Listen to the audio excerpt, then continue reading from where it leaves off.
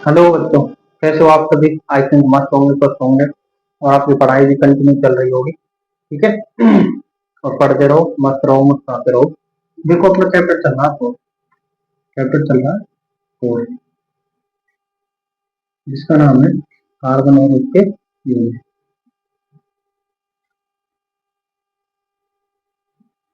क्या नाम है उसका? कार्बन और उसके यूनिट। ठीक है। अच्छा, हमने इस चैप्टर में कहाँ तक पढ़ लिया था? हमने पढ़ लिया था प्रकार्यात्मक ग्रुप के प्रकार। ठीक है। अच्छा जी, उसके आगे हमारे साइंस में एक टाइप की गिनती और होती है। क्या होती है? एक टाइप की गिनती और होती है। देखो वो कौन से थे? एक था मोनो, दो, डाई, तीन, ट्राई। मोनो, डाई, ट्राई, चार है टेट्रा, पांच पेंटा, छह हेक्सा। ठीक है। Seven hexa hepta. ठीक है। Eight octa. क्या है? ऑक्टा। नाइन्थ क्या है? Mono, di, tri, tetra, penta, hexa, hepta, octa, non, nona और 10 है डेका। क्या है? डेका। ये है गिनती। ठीक है। गिनती कैसे? जैसे देखो, हमारे पास ये है कार्बन डाइऑक्साइड गैस। क्या है? Carbon dioxide gas. अब हमने एक तो ये कार्बन डाइऑक्साइड गैस है और एक ये है। ठीक है। इन दोनों का नाम क्या है? इसका नाम तो है कार्बन डाइऑक्साइड। क्या है? Carbon dioxide. और इसका है मोनो कार्बोक्साइड। ठीक है। अच्छा, देखो इनमें डिफरेंस क्या है? हमने इसमें डाई क्यों लगाया है और इसमें मोनो क्यों लगाया है? ठीक है। देखो क्यों। इसमें ऑक्सीजन के कितने हैं? दो। और दो को हम क्या बोलते हैं? डाई। यही तो है भाई। हम दोनों क्या बोलेंगे? डाई। तो हमने यहाँ लगा दिया डाई। दो किसके हैं? ऑक्सीजन के, तो इसलिए हमने डाई लगा दी। ठीक है। अब ये मोनो है। मोनो किसको बोलते हैं? एक से। और हमने किसके लिए लगा दिया? एक के लिए क्या लगा दिया? मोनो। अच्छा जी, इन्हें हम बोलते क्या है? इन्हें हम प्रेफिक्स बोलते। क्या बोलते हैं? प्रेफिक्स। ये दूसरे टाइप की गिनती है जो लगती है किसके लिए? कार्बन।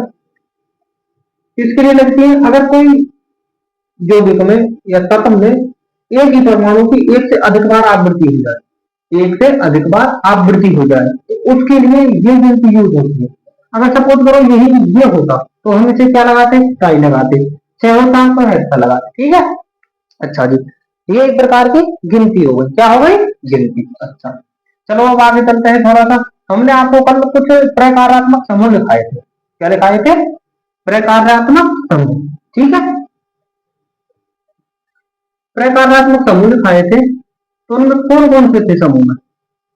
जैसे कि एल्कोहल था, हेलोजन था, एल्डिहाइड, कीटोन, कार्बोक्सिलिक एसिड। जैसे देखो पहले कौन था? एल्कोहल। क्या था?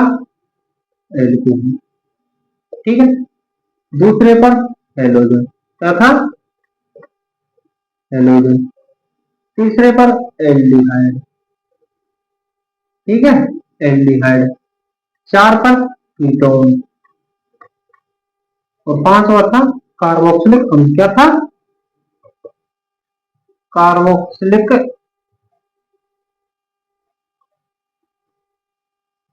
अम्ल। क्या था? कार्बोक्सिलिक अम्ल। अब इनके हम अनुलग्न देखेंगे। क्या देखेंगे? अनुलग्न। आपको पता है अनुलग्न कहते किसे हैं? अनुलग्न कहते किसे हैं? अनुलग्न में हम पीछे लगने वाले शब्दों को अनुलग्न कहते हैं। जैसे एल्कोहल है। क्या है? एल्कोहल। एल्कोहल में लगेगा अल। क्या लगेगा? अल। क्या लगेगा? अल। और हेलोजन में अलग तत्व है। जैसे अगर Cl आ गया तो क्लोरो, Br आ गया तो ब्रोमो, आई आ गया तो आयोडो, क्या, आयोडो। ठीक है, क्या लगेगा, आयोडो।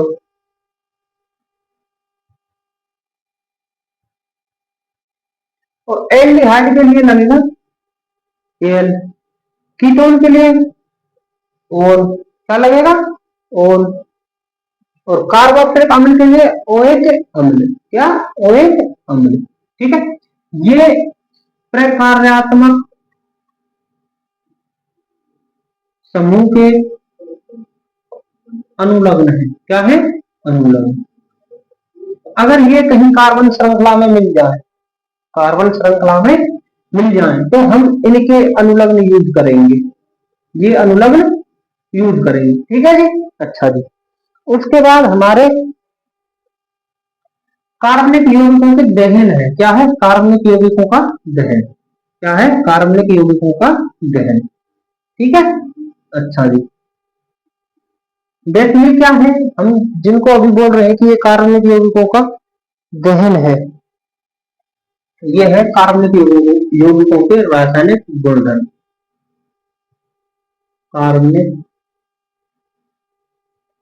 यौगिकों के रासायनिक गुणधर्म। सबसे पहले है दहन। क्या है, दहन मतलब जलाना।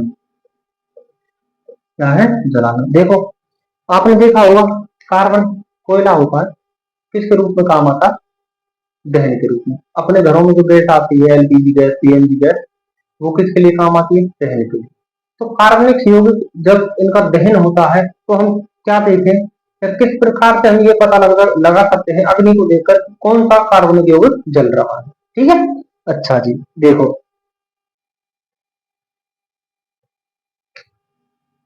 ये है CH4। क्या है, CH4।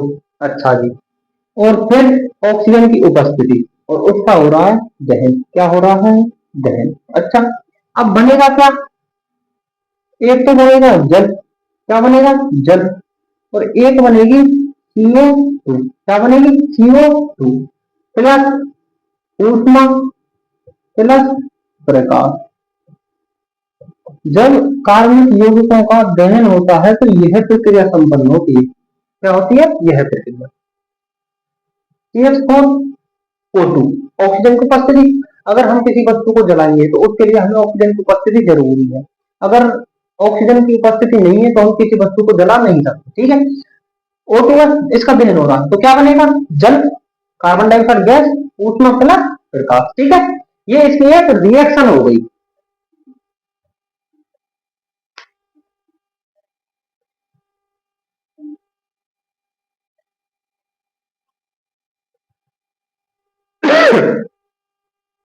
अब इसमें है क्या है, हाइड्रोकार्बन है, इनर के रूप में काम आता है। क्यों आता है, क्योंकि इसमें एक ऊर्जा पाई जाती है। क्या है, इसके दहन से हमें ऊर्जा मिलती है, प्रकाश मिलता है। ठीक है, इसलिए हम इसे ईंधन के रूप में काम करते हैं। हमने आगे शायद परसों की क्लास में आपको चीज बताई थी कि हाइड्रोकार्बन दो प्रकार के होते हैं। कितने प्रकार के होते हैं, दो, संतृप्त और असंतृप्त। ठीक है, जब संतृप्त हाइड्रोकार्बनों का दहन किया जाता है, जब संतृप्त हाइड्रोकार्बनों का दहन किया जाता है,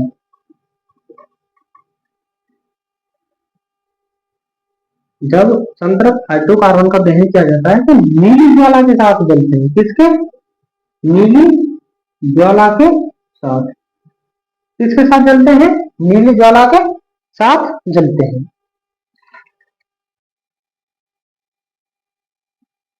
और जो असंतृप्त होते हैं, क्या, असंतृप्त होते हैं, असंतृप्त हाइड्रोकार्बन, असंतृप्त हाइड्रोकार्बन होते हैं दो, पीली ज्वाला, पीली ज्वाला प्लस धुआं। क्या, पीली ज्वाला प्लस धुआं। इसका मतलब हम कह सकते हैं कि जो संतृप्त हाइड्रोकार्बन होते हैं, जो संतृप्त हाइड्रोकार्बन होते हैं, इनका होता है पूर्ण दहन। क्या होता है, पूर्ण दहन। अच्छा जी। और इसका होता है अपूर्ण दहन, अपूर्ण दहन। जैसे अगर हमारे पास नीली ज्वाला के साथ दहन हो रहा है तो उसका पूर्ण दहन हो रहा है। जैसे कि आपने देखा होगा घरों में LPG गैस होती है। ठीक है, LPG गैस होती है, अगर हम उसका दहन करते हैं, हम उसको जब स्टोव पर जलाते हैं तो वो नीली ज्वाला के साथ जलता है, लेकिन उसमें धुआं नहीं होता। क्या नहीं होता? धुआं नहीं होता। अब अगर हम यही इसको जलाएं, एसेंटर हाइड्रोकार्बन को, तो उसमें पीली ज्वाला निकलेगी और पीली ज्वाला के साथ निकलेगा धुआं। क्या निकलेगा? धुआं। अगर हम यही कोयला जला दें तो वो जलेगा पीली ज्वाला के साथ, लेकिन उसमें क्या निकलेगी? धुआं। आपने भट्टियों में देखा होगा। चलो इसको लिख लो अभिक्रिया को, फिर मैं आपको आगे चले चलता हूं।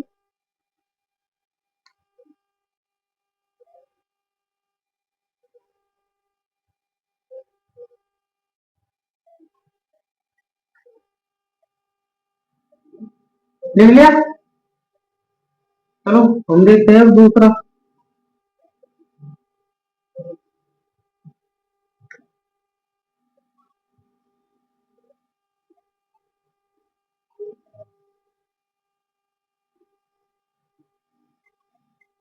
दूसरा गुण देखते हैं। दूसरा गुण है ऑक्सीकरण। ऑक्सी क्या है? दूसरा गुण ऑक्सीकरण।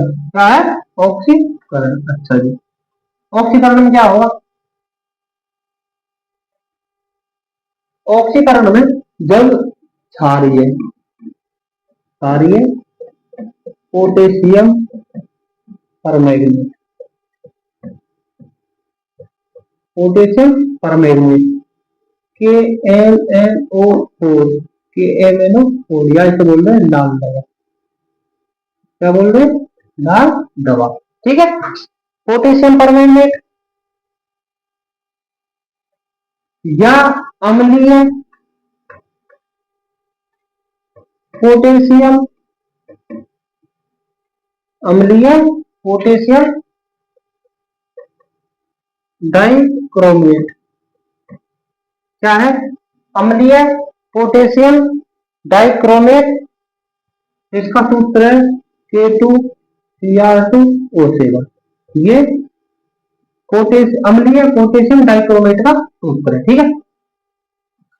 जब इनका दहन करवाया जाता है एल्कोहल की, जब इनका दहन करवाया जाता है तो एल्कोहल कार्बोक्सिलिक अम्ल में बदल जाता है। किसमें बदल जाता है? कार्बोक्सिलिक अम्ल में।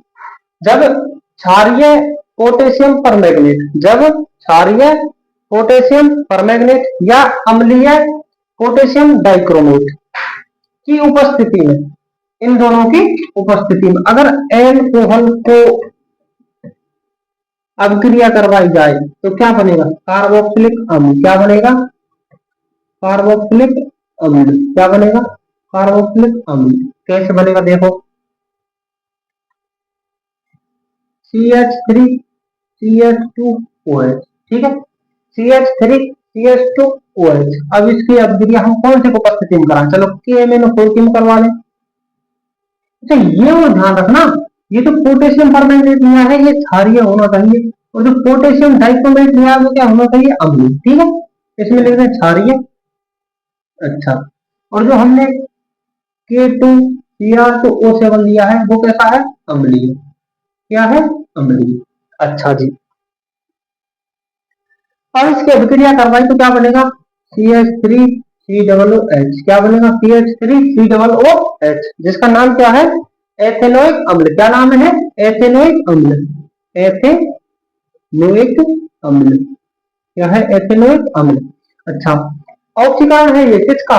कार्बनिक यौगिकों का। जब क्षारीय पोटेशियम परमैंगनेट या अम्लीय पोटेशियम डाइक्रोमेट की उपस्थिति में एल्कोहल का ऑक्सीकरण करवाया जाता है तो क्या मिलता है हमें? कार्बोक्सिलिक अम्ल। क्या मिलता है? कार्बोक्सिलिक अम्ल।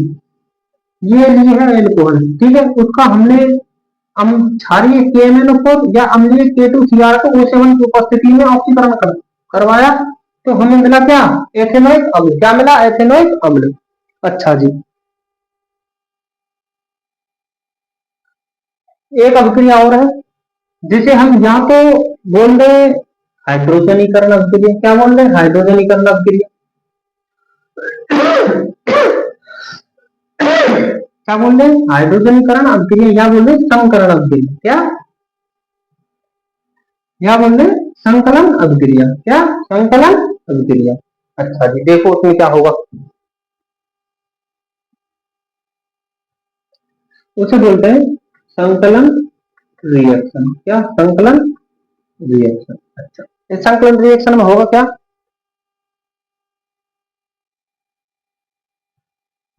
इसमें असंतृप्त हाइड्रोजन, क्या असंतृप्त हाइड्रोकार्बन, क्या असंतृप्त हाइड्रोकार्बन निकल या पैलेडियम, क्या पैलेडियम की उपस्थिति में, की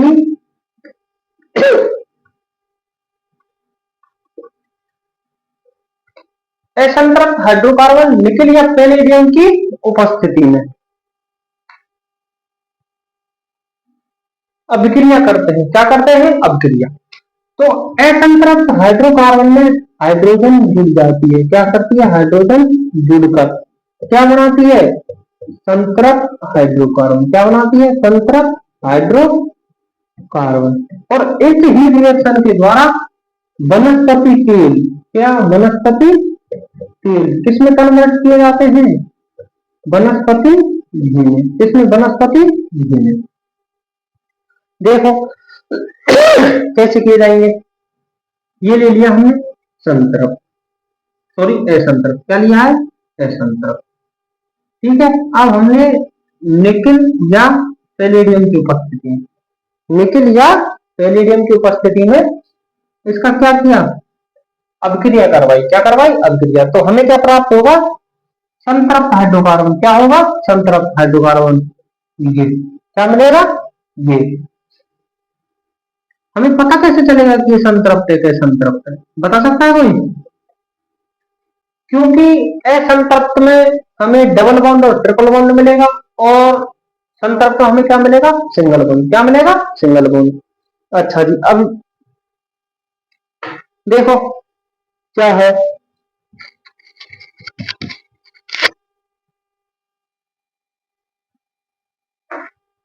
जब असंतृप्त हाइड्रोजन, क्या असंतृप्त हाइड्रोजन निकल और पैलेडियम, क्या निकल और पैलेडियम की उपस्थिति में हाइड्रोजन जुड़ जाती है किसमें असंतृप्त हाइड्रोकार्बन में, और हमें संतृप्त हाइड्रोकार्बन प्राप्त होता है।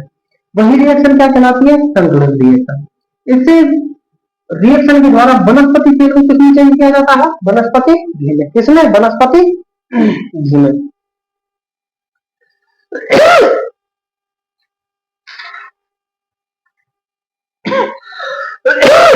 चलो एक रिएक्शन होगा लास्ट है, आज कोई नहीं करेंगे जीएन क्लास को, उस रिएक्शन को देख लें बस। वो है प्रतिस्थापन, क्या प्रतिस्थापन रिएक्शन, क्या है प्रतिस्थापन रिएक्शन। इस रिएक्शन में क्या होगा, इस रिएक्शन में क्या होगा कि हाइड्रोकार्बन जो है ना, क्या जो हाइड्रोकार्बन है, जो हाइड्रोकार्बन है हेलोजन से अभिक्रिया करके किसकी उपस्थिति में सूर्य के प्रकाश की, सूर्य के प्रकाश की उपस्थिति में अभिक्रिया करके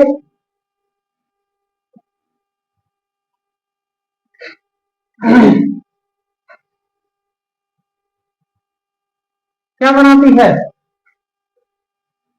अम्ल बनाती है, क्या बनाती है अम्ल। कौन सी रिएक्शन कहलाती है प्रतिस्थापन। जब हाइड्रोकार्बन, क्या हाइड्रोकार्बन हेलोजन से अभिक्रिया करके, हेलोजन से रिएक्शन करके अम्ल बनाती है,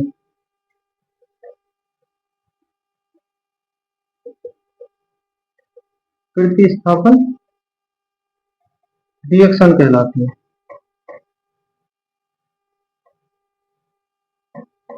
देखो जब CH4 की हमने अभिक्रिया किससे करवाई क्लोरीन से, किसकी उपस्थिति में प्रकाश की उपस्थिति में, तो हमें क्या मिला अम्ल, क्या मिला अम्ल, क्या मिला अम्ल। आज की क्लास को यही करते हैं जी एंड, मिलेंगे कल नई वीडियो में, तब तक अपना रिवीजन करते रहिए और पढ़ते रहिए। हम धीरे धीरे एक ऊंचाई तक पहुंच जाएंगे ऐसे ही थोड़ा थोड़ा पढ़ के। एक दिन हम भी ये बोलेंगे कि हम साइंस के मास्टर हैं, हम साइंस में हमें महारत हासिल है, हम साइंस को पेपर को फोड़ देंगे। ठीक है, बस आपको विश्वास बनाना होगा और हमारे साथ लगातार मेहनत करनी होगी। बने रहिए हमारे साथ नई वीडियो तक, और आज के लिए बस इतना ही। थैंक यू, जय हिंद, जय भारत। मिलते हैं कल नई वीडियो के